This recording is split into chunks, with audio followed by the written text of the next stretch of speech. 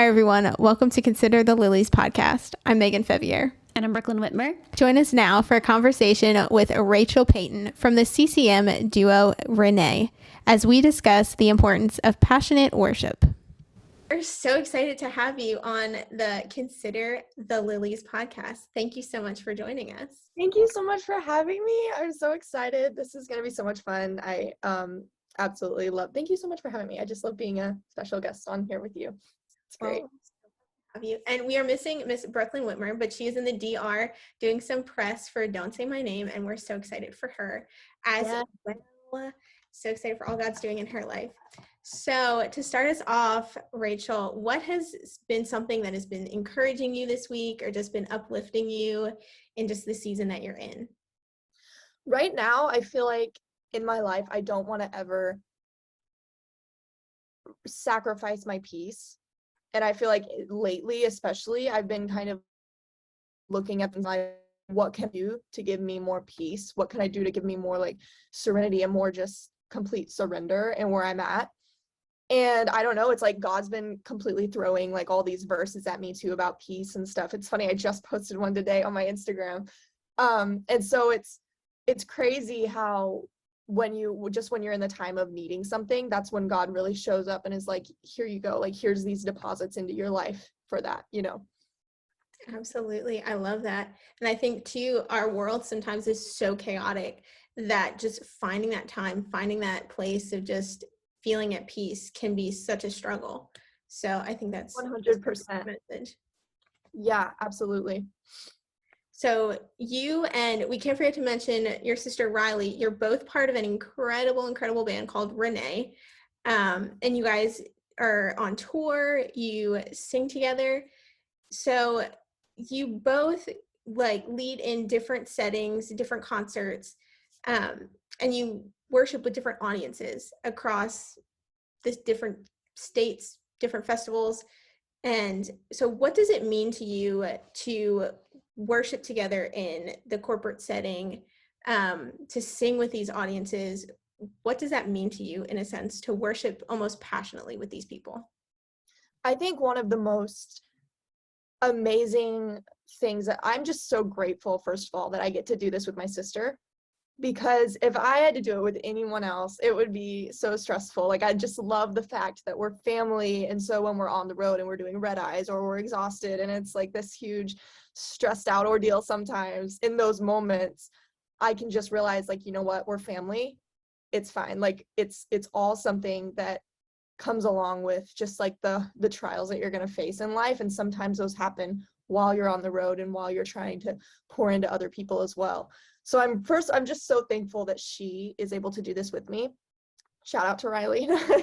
But I think when it comes to just being at like festivals and like big crowds and just going to concerts, small, big, whatever the setting may be, I think the important part is just to know why you're there, because sometimes doing all that, it can get into a routine. And yes, that's a good thing, but sometimes it can be more of a routine in your personal life to where you feel like it's more of a ritual, if you will, instead of getting up there each time and making each time unique to the audience that's there, and connect to them in a unique way and to pour out your heart in a unique way each time. Yeah, I think that's so important. So like when you guys begin like a concert or begin just a time like at a festival, how, like, what do you look for? Like what do you do? What's like your pre-show ritual? I would say probably, like, I love a good just quiet room. I love going into just a quiet room and listening to maybe some worship music or just listening to any music, really, just to kind of just relax. I love being relaxed before that. Like, all the stress, like it obviously comes with what you do, but at the same time, I love to escape it before I go out on stage so I can properly like focus and properly think. So I like getting into like a quiet space, you know, doing my makeup, doing like some vocal warm-ups and just relaxing, if you will. That's like my go-to. Absolutely, girl. Like you need that space before you go out there and lead in front of all those people. Yes. Now, to somebody who's trying to understand like they're maybe like looking at this from, they're listening and they're not a Christian, or they're listening and they're like, they're talking about worship, this is kind of weird. How would you help someone better understand what it means to worship, or what freedom is found in worship? I think when it comes to worshiping, I know for me, it's that sense of really getting connected with God and getting connected in how you present yourself to him. Like, it's more than a performance. It's more than just walking on stage in a cute outfit. Like, for me, truly worshiping is when you're in that sense of where you can just completely get connected with who you're magnifying and who you're talking to and who you're in connection with. For me, worship, that's true worship, when I'm in this place of it's just me and him in a room. You know what I mean? Yeah, absolutely. I think for sure, like for me, what I found now, like with all the different things that change in life, like a worship time is the one thing that kind of remains the same. Like you can go into a setting and you can just lay your all there, like give it all to Jesus, give it all to Christ. So for me, there's just such freedom in, just, I may be in a setting with 200 people, but I can freely, it's just me and God in that moment. Like I can tune out like the 200 people and just freely worship. Absolutely. Something like at my church right now, a lot of something that they say is like, the people beside you didn't die for you. Jesus died for you. So don't worry about what everyone else thinks. It's not up to them. When you're living by what the people around you think, when you're worshiping, you're not in a surrendering spirit, you're in a fearful spirit. And that, to me, that's just like so impactful, because it's like, yeah, this is who it's really about. Like, let's tune out everything. Let's get back to square one on who this is really for.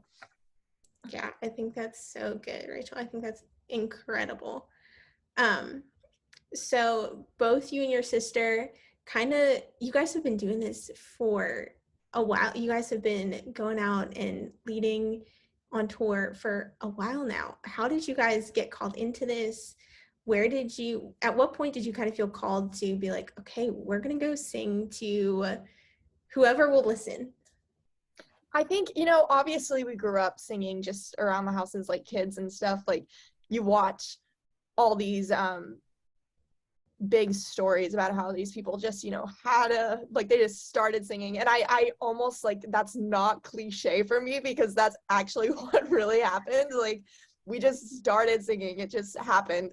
And so as that kind of progressed, we started, kind of getting to know people around the local area, and our town has really kind of supported us and brought us into their churches, and it kind of snowballed from there at a really young age. And so when it progressed to full-time touring, that in that moment, it was something that we knew we instantly wanted to do. Like, there was no question. You have a calling on your life, and I don't think there's any way where you can dismiss it. I really don't. If it's from God, I know that there is definitely, if his hand is on it, then there's no way that anyone's going to be able to stop what he's doing. So Riley and I kind of knew that that was what we were called to do with our music and stuff. And it's been an amazing ride. It's been so much fun just meeting people. I love meeting people that come up to the table. That's like my favorite thing. And it's been amazing what God's done, and we never thought we would see it. Like, each time I look back, it's actually really funny, because I think this would have been the dream come true. And I look back, like, when I was this age, this thing that I'm doing right now would have been absolutely insane to me. And it's good to feel all those feelings, like, when it happens, And so each time that happens, I kind of look back and I'm like, this is so, like, such a real surreal moment. That's incredible. I love that. Now, you guys have so much happening with your ministry. Where can people hear about all the things going on? I'll let you talk about everything because I'll probably mess it up in some way, but where can they hear about all the things going on? Where can they keep up with you guys? Where can they hear about everything? So our music is anywhere that you listen to music. So Spotify, Apple Music, Pandora, all that. You can find our music. It's just RENEE, RENEE.